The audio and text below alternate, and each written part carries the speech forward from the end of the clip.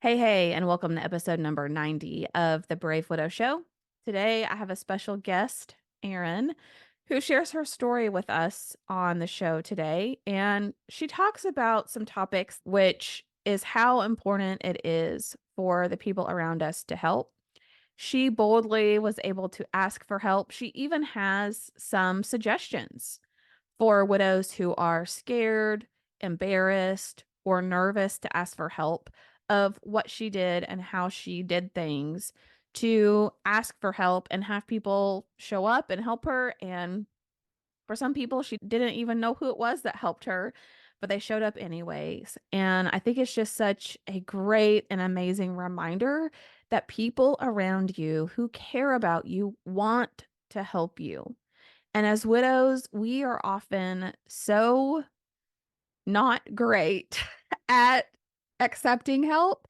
And especially, we're not very adept at asking for help. So I think you're really going to like Erin's story and what she has to say on getting help from others. All right, let's dive in. Hey, and welcome back to another episode of the Brave Widow Show. Today, I have a very special guest with me, Erin. And Erin's going to share her story and give us some insight and wisdom, which I know will be helpful. So, Erin, thank you so much for coming on the show today and agreeing to do this. Thank you for having me. Yeah, I'm really excited to have you. And I know the audience would love to know a little bit about you, about your background, Mhm. and then we can dive into your story wherever you want. Sure. I'm Erin. I live in the Northeast, New Hampshire. I have a daughter, Courtney. She's 21. She still lives with me. My husband, Greg, passed away a year ago today. Um, Suddenly, no warning. We had been together since we were 15. We were in high school when we started dating. So a long time we were together. We still liked each other. We loved each other, but we still liked each other too. We enjoyed each other's company. Things are hectic. I feel like I'm in a fog. I would say at least 80% of the time this past year, which isn't like me. I've had to switch positions at work a little bit to make it a little easier for myself emotionally, trying to take care of myself that way too.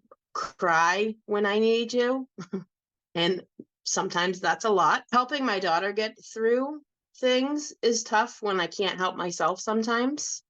Yeah, that But brain fog, those first few months, and even, that first year, that's really difficult. Like, I remember I found car titles in an old silverware drawer like a year later after I put them there. And I'm like, why did I put my car titles there? Like, you just do right. things Yeah. and it's Mhm. it's hard. It's hard to maneuver Yeah. that. I know. I just went to dinner with my niece the other night, and the next morning I went out. I got up to go food shopping, and I had no card in my wallet. And I went, "Oh, I must have left it at the restaurant." And thinking like, just another day in Erin's life now. Just I do these things and don't even realize it. It's not even a big deal anymore. Just part of me. Yeah. Yeah, that's really tough. And I had to start plugging everything on my calendar. I had to set reminders constantly because if not, I would completely forget to do things, or I Mhm. would stack things together so I wouldn't forget to take them with me. Yeah, it was definitely challenging. Well, tell us about the relationship that you and your spouse had, and what kind of relationship was it like? What did you like about him? So we were so young. We didn't even have our licenses yet when we met each other and started dating. Dated throughout the rest of high school, dated throughout college. We got married. We got engaged in 99. We graduated high school in 95, got engaged in 99, got married the next year. And it was just like what we did, not because it was what was expected, but just because that was the way that we were just moving. Like it was just the natural progression for us. And he was always my biggest cheerleader. And I missed that still now. I miss that part. Just having that unconditional person there, no matter what. When we first started dating and like the earlier years. He's not a very physical person, like doesn't like he's not a hugger. So that's something he kind of learned over time. I used to tease him. I told one of my aunts that he was a big hugger. And so she would just hug him every time she saw him. And Oh, he just no. was like, why is she touching me all the time? Uh, but just, you know, um, he would do anything for anybody. And he always did that. People would just say that he, that just who he was as a person. He just was there and helpful, and it sucks to have that just gone like that. Yeah. It does, and it disrupts so many areas of your life, and everything Mhm. about everything that you do is now completely different, and it sounds like you had such a beautiful and special relationship, which is Mhm. awesome, and also heartbreaking at the same time.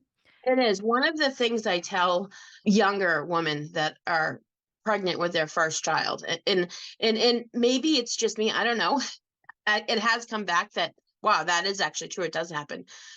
You fall in love with your husband all over again. I did when I saw him with our daughter, and it's funny because I always teased him because anytime the first like 3 months of her life, no matter what he was doing with her, I just look and he'd just be looking at her and crying. Right. So it's just that like, are you crying again? Because I'm the crier. He was never the crier. But just that connection and you just fall in love. I just fell in love with him all over again. Just watching that bond form. Yeah. Yeah, that's so special, and just it's almost like you get to see them at as a different version. You see them and you fall in love with them as your spouse, and even earlier on and when you guys met in school age range, versus when you graduated versus getting Mhm. married and then becoming a father, and it's just amazing to, I mean, really grow up with someone. It is, yeah. It Yep. is. And that's that piece, right? To I'm 46 now. He died when he was 45. So for 30 years we were together.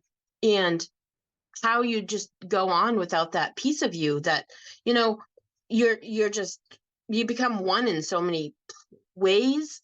And who I am is a big reflection of who we were together, right? Like we grew up like I say that it's like a tree, like you grow up and like you grow like out and sometimes the limbs are like this, but like we just kept going up, right? So it's hard because now I feel like the tree's like falling everywhere. And where do you go with that and what do you do with that? And some days it's really hard. And I think I just think to myself like where where would he be and how would he be doing this? And sometimes that's not fair to myself, but I also think that that's a big part of how we were, right? We like leaned on each other for so many things. That's nice to think about, like, okay, it kind of helps me get through to where I need to be, thinking about him telling me, no, this is kind of like the way we should navigate this, or, Yeah. I mean, people say, "Oh, my other half," or that two people really become one, and that's truly how it is. I mean, especially if you're thinking about 20 plus years together or more than half of your life at different points, that's a big piece of your life. And then all of a sudden there's that hole because your identity has become so much of what you both wanted to do and goals that you both had and things that you both like to do together, and you have to figure out, well, who am I now, and do I still want to do this, and do I like doing this on my own? That right, was really, I think, unnerving for me, was that so much of my identity was being a wife and being a part of Nathan, and then I had to figure out, well, w who am I on my own now that I don't even want the same things anymore? It was a yeah. very strange experience. Well, and I think there's so much guilt for me around that, right? Because I'm not the same person. But shouldn't I still want the same things as his wife? Just because he's not here doesn't like does that make him less valid in my life because I need to make changes and kind of shift where I'm heading or the things that I'm interested in, or, picking up new hobbies. We went on a cruise a couple of weeks ago, my daughter and I, and it's something him and I never would have done. So there's a lot of guilt around that, but it was also like a new experience that was important for us that he like I mean, I thought of him, but I didn't think like, oh, I remember when we were sitting at this table and I remember when we got off the cruise here. So it was nice that I didn't have like those flashes while I was there like I did do with other places that we used to visit frequently. There's so much guilt around for me, I know, just doing things. I remember like a month or two after he passed away, I went to get my hair trimmed and I sat there at the salon and I just bawled. And I said, I'm sorry, like it's because I'm doing something for myself. I need to do it, but to take time to do something for just you, it felt so selfish. And the other piece is, it was one of those whenever I would get a haircut, they would say to me, well, what do you want it to look like this time? And I'd say, change it just enough so I want to see if my husband would notice, right? So, but like I can't even say like it was just my thing. I wanted to see if he'll notice enough of a change, and most of the time he did, but I couldn't even do that. So that was taken away too. Just those little things you don't think about. Yeah. You're so right. And I'm so proud of you that you went on this cruise and you did something different. And I resonate with that so much. Nathan never would have got on a cruise ship. He just knew it was going to sink and we would have to get on the lifeboats. So I went with my daughter on a cruise this summer and it was cool making new experiences. And like you Mhm. said, not having the memory of, oh, well, when we did this or when we went together on this, Yeah. getting through that. So Yeah. I think that is very helpful in forming new memories and new triggers, if you will, that don't necessarily include our person being there. So I'm glad to see that you did that. It is, and it's so hard stepping out of that comfort zone, even just regular things like now we're in the Christmas season, so Christmas party, doing Christmas without him. We had Thanksgiving a month ago. My daughter went to her boyfriend's family's house. So it hit me like, wow, how alone I really am now. And I'm not, because I had a handful of invitations for dinner and to spend time with people, but it's just that not having that person that you're normally with for everything. Yeah, and as you have more holiday experiences without him, that will get a little easier, like a little less volatile because you'll have more of the memories without him as you did, when you were together, but those first few are so tough. They're just Mhm. really, really tough. So, how are you thinking about if you celebrate Christmas or the New Year? What are you thinking, at the time that we're recording this? That's still, just a couple of weeks away. So, what are you thinking about how you'll get through those coming up holidays? I kind of have the list of invites and the list of the things that people that I want to spend time with. And it's just kind of up there, right? This is what I plan to do. And when it comes down to it, if it's not something I can do, I have to be okay with that too and give myself space because it's hard. And if I push myself, then it's not going to help me. I have to give myself time, just to, if I need to stay home or if I need to leave early or, whatever it takes, I just need to do. But surrounding myself with people too, that is a huge help. Like just sending those calls out to people when I need them, right? I didn't realize how much support there actually was for our family until Greg died. I mean, when you look at people and you're like, oh, yeah, these people are always around, right? But when it actually came down to it, how significant that support is during, I mean, even still, right? There's just, you need it way more than you ever thought you would need it, and don't be afraid to call out and use it. I remember last year, because we're in New Hampshire, we get snow. well, I have a snowblower, but I'm at work, or I had some medical stuff going on, so I couldn't shovel or snow blow. And I would just put out Facebook posts to my friends, anybody want some free snow? Come and get it. And the driveway would just be clean when I got home. And it was so nice. It wasn't who I thought I would be reaching out for help, but knowing that I needed to and that I was able to. So I think going into this Christmas, it'll be the same way, just, kind of laid back, but pushing myself a little bit and keeping the supports and using the supports as much as I need to. I love that you were brave enough and humble enough to reach out for help, and that you were almost surprised at times that people actually did show up and help, even when Mhm. you may not have even known who it was that cleared your driveway And because there were days that I had no idea who it was because my camera didn't catch who it was. It was too far away. So thank you, whoever it was, I guess.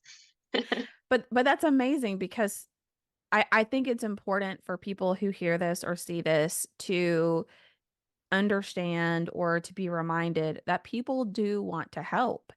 And they just a lot of times don't know what to do to help, don't Right, wanna be pushy, don't wanna step on toes, and right. so they're waiting in the wings for you to tell them what you need help with, but a For lot of sure. widows really struggle with that and really struggle with feeling okay with asking for help, so I'm so glad that you are brave enough to do it and to recognize that you can't do it on your own, it is a lot. It sure is. And you What have to humble yourself. That's just, I mean, it's just life. What would he want? He would want, and who would he be? He would be the first person out there helping somebody.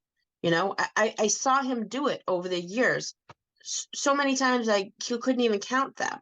Right. So, yeah, I know that's who he is. And I know there's other people like that. So just kind of throw it out there for people, please. Yeah, I need help. We all do sometimes. And when it's my turn to give back again, I will, and I do. So, what would you tell the widow who is too afraid to ask for help or feels too embarrassed or isn't sure what to ask for or how to ask? What would you say? What would your advice be?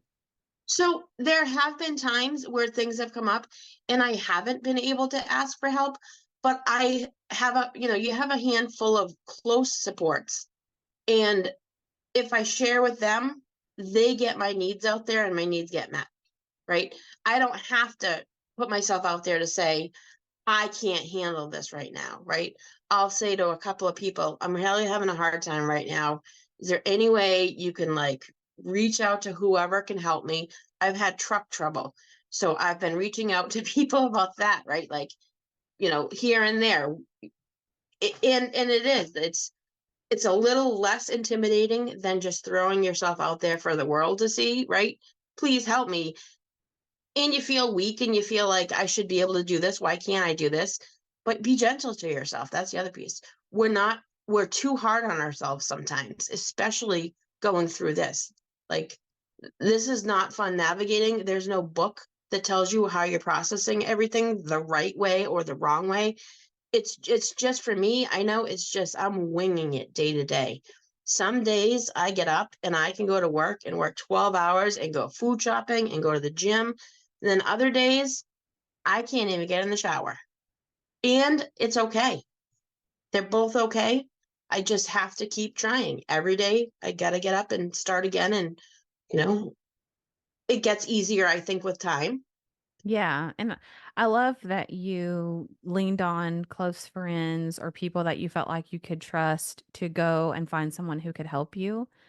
Mhm. I know I have a friend, a couple of them now, that they have such a wide network of people that they know, and Yes. so when I come across, like, the leaky faucet or something where I'm like, "I Yes. don't am I doing this right? I have no idea. I don't really have the energy to YouTube this and try to figure it out," I'm texting that person like, "Hey, do you know somebody who can do this or who can do that?" Yes. And I don't even have to say, "Oh, I'm struggling, I need help. Feel sorry for me, Mhm. send someone over." I can just say, "Hey, I need Yeah. help with this. Who do you know? Who can you send me Right. to?"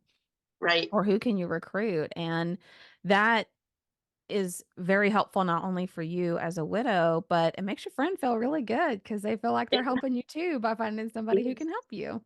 Yes. Yeah. And really, doesn't it make you happy to help anybody? Honestly, like as people, I think we're helpers anyways.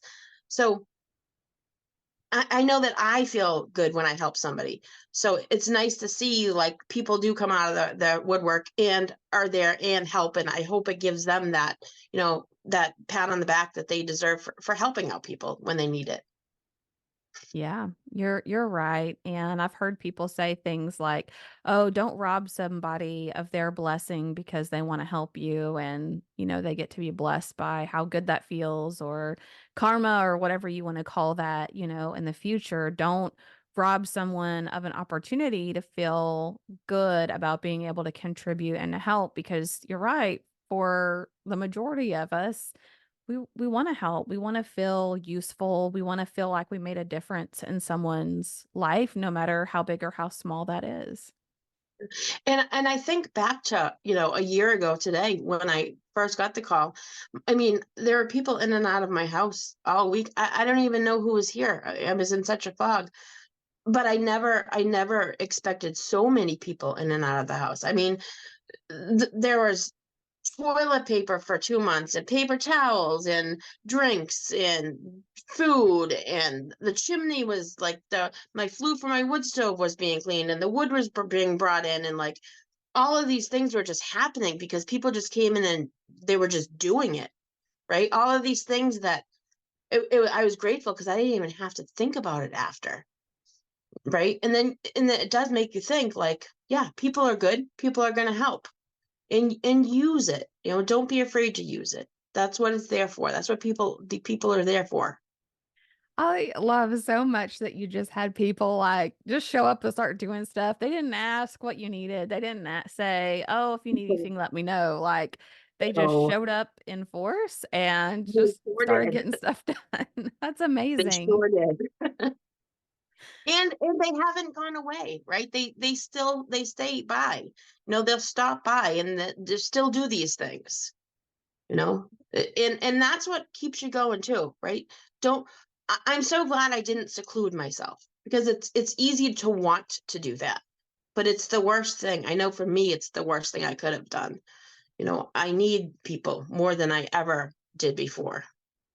Yeah, I'm definitely guilty of that. I just wanted to be alone, which, with 3 kids still at home, you're not really much alone at home, but I didn't want anybody in the house, I didn't want anybody doing anything, and it would have been much less stressful in certain ways if I would have let people help more and show up more, and I just have to give a special shout out to the people who care about you that just relentlessly kept showing up and over this past year have kept showing up because that to me is the most priceless gift that you can give a widow is to not give up.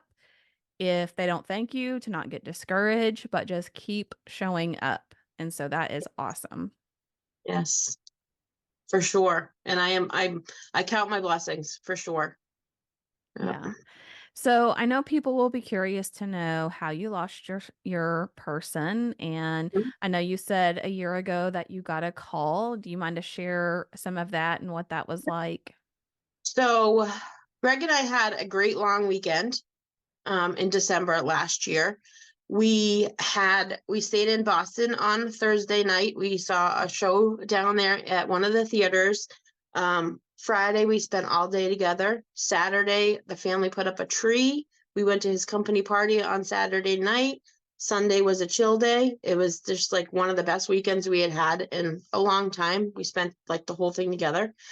Monday morning he went to work, and I got a message from his coworker that I needed to call him ASAP. And it was, not even 7:45, not even yet. And so then the phone, my Facebook Messenger video starts going off the phone, and I, jumped out of bed and hello, and he said, "You need to get here. Greg collapsed." So I said, "Oh," my first initial reaction was, "You're messing with me." And he said, "I'm not messing with you, Erin. You need to get here." So, you know, but okay. I got my daughter up and I said, "Something happened to daddy at work. I'm going to go, probably meet him at the hospital. Do you want to come?" She said, "No." All right. Jump in the car. I called my parents. I called a friend of mine. And my parents were down in Myrtle Beach at the time, but I called my friend and I said, "Meet me at the hospital." It's about 45 minutes away. On the way there, uh, I got a text from his coworker that he was waiting at the front door for me. So I said, "Okay, at the hospital?" And he said, "No, at the factory." And this was, I don't know, like 45 minutes later. Um, so I knew at that point that he was likely gone because there was no other information, but he was waiting at the door for me, right? So I get a phone call from a number I didn't recognize, and I answered it, and it was Sergeant something from Stratford Police, and he said, "Is this Mrs. Butler?" I said, "Yes." And he said, "Are you driving right now?" And I said, "Yes." And he said, "Okay, I'm going to need you to pull over." And I said, "No, I don't want to." And he said, "No, I really need you to pull over right now." And I pulled over. And he told me that it's not the way this usually happens because the family doesn't usually get notified ahead of time, but that he had to tell me that Greg had passed. So I had, at that point, there was nothing I could do. So he told me just to come home. And I had to, I texted my friend who was meeting me at the hospital. My sister was already at the hospital. And I had texted my friend and I said, "Meet me at my house." And she called me and she said, "Why do you want me to meet you at your house?" And I said, "I need you to meet me at my house." And she said, "Why?" And I said, "I just need you to meet me at my house." And she said, "You need to say it, Erin." And I said, "He died." And I had to text my sister. So everybody met at my house. One of the hardest things that day was coming home and having to go tell my daughter that her dad died. Um, he had a heart attack. There was no warning. He was never sick. He never had any health issues. So it came as a shock to everybody that knew him. And, so that day I kept thinking, like, I don't know how. I kept saying, I don't know how to life without him. Like, it's live, but it's not. It's life. Like, do life. I don't know how to do life without him. Right? He's been with me for 30 years. And I don't want to do life without him. Um, but you don't have a choice. And I say today because it's 1 year today. And I think to myself, like I'm way stronger than I thought I was. Like, if you would have asked me last year, what's this year going to be like and how are you going to be in a year from now? There's no way I would have been like, I wouldn't be able to function, but I'm still working. I'm still paying my bills. I'm still, you know, being with my people. I'm still all of the things that he would want me to still do. I'm doing, and I know that part of me is just has him in the back of my head now because I have to do all my things, but I have to do the things that he wanted to do too because he's not here to do that. So it's both of us that I'm living for now. Yeah, thank you for sharing that. And you're right, you are so strong, and I imagine that's one thing that people like to tell you, is how amazingly strong and resilient and just incredible that you are, not only to have survived, but to thrive, to put yourself out there, to surround yourself with people, to be aware enough to know, I need help. I need to be around people. I need to do things that I enjoy, and I want to do things that he enjoyed to honor him, and I want to try new things. And a year on one hand feels like a lifetime at this point, and on the other hand feels like it's not been It, that it, long at all. it's the shortest, longest year of my life. Yeah. And I can't even describe it to people because it's such a bizarre feeling. Waking up every day and you're like, I have to like live through another day without him. And then you're like, oh, it's a week later. Like I did it. I made another week. Yeah. Weekends were the hardest at first. I hated weekends, like because I was home by myself. And then slowly I started filling my time with positive things. And all right, I can go food shopping without crying. And I can actually cook a meal on a Sunday for the week. And this is okay. But it takes time. And I think for me, the biggest advice I would give anybody is just be kind to yourself. Be kind to yourself. Give yourself that space. Like, what would you say to your best friend going through this? Like, you know, this isn't easy. Be kind to yourself. And it's okay no matter how you feel. Be mad, be happy, be sad, just whatever. Roll with it. It's a wave. Ride the wave. Some days you're going to be in that water and some days you're going to be on top of the wave, but just keep riding it. I love that. And like you said, some days you may not be able to get out of bed, and other days you may be out there conquering the world, and both are okay. Yeah. Both Yeah. are okay. Well, Erin, thank you so much for coming on today and sharing Yeah, part of your story and things that I think will really be very helpful for other widows that are out there. Are there any final words of wisdom or encouragement that you would want to leave our listeners with? again, just be kind to yourself. You know, but Greg was always one of the kindest people I knew. He just was such an upbeat person, he put a positive spin on everything. It makes such a difference if you can do that for yourself. And what you put out there comes back to you too. So just keep putting kindness out there and start with yourself. Awesome. Yes, my kids hate the fact I think that my word of the year for them was be kindness. And that has come up often, but it is such a powerful, powerful sentiment. So thank you, Erin, for coming on the show today. I appreciate you. And what a beautiful way to honor Greg 1 year later. For sure. Hey, hey, Emily here. And I just wanted to touch on a couple of things that Erin shared in her interview and in sharing her story.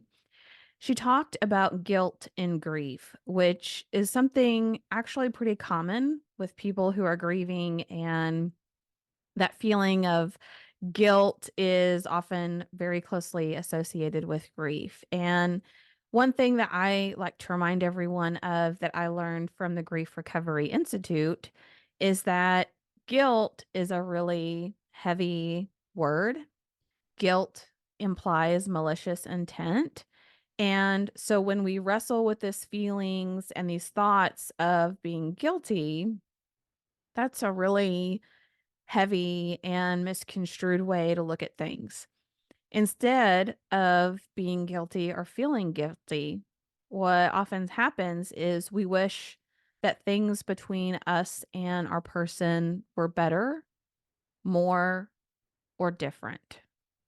And I want to make sure that if guilt is something that you're struggling with, that you're proactively working on moving through that, whether it's going through the grief recovery method, whether it's working with a coach or a therapist or psychologist, whatever the right approach is for you, that you not be under that burden of grief for much longer. You don't need to be. You can be set free. You can have the weight lifted off of your shoulders. And I understand feeling guilty. There were several things about Nathan's last few days that I felt guilty about. And when I look back on it, it's not that I feel guilty because I did anything wrong, because I didn't do anything wrong. But I was feeling guilty because I had wished things had happened differently, or I wish things had happened better. And so if you're wrestling with grief and with guilt, then I just want to encourage you to take the time to proactively heal that. I have a course specifically in the Brave Widow membership community on getting unstuck from grief. And a section of that is guilt and why we feel guilty and what we can work on to move through that, and some areas of our lives that we can do to move forward and not feel consistently stuck in grief. And I would love for you to check that out and for that to be a helpful part of your healing journey. Are you a widow who feels disconnected? Do you feel like you're stuck or even going backwards in your grief? Widowhood can be lonely and isolating, but it doesn't have to be. Join us in the Brave Widow membership community and connect. We teach widows how to find hope, heal their heart, and dream again for the future. Find your purpose and create a life you love today. Go to bravewidow.com to get started.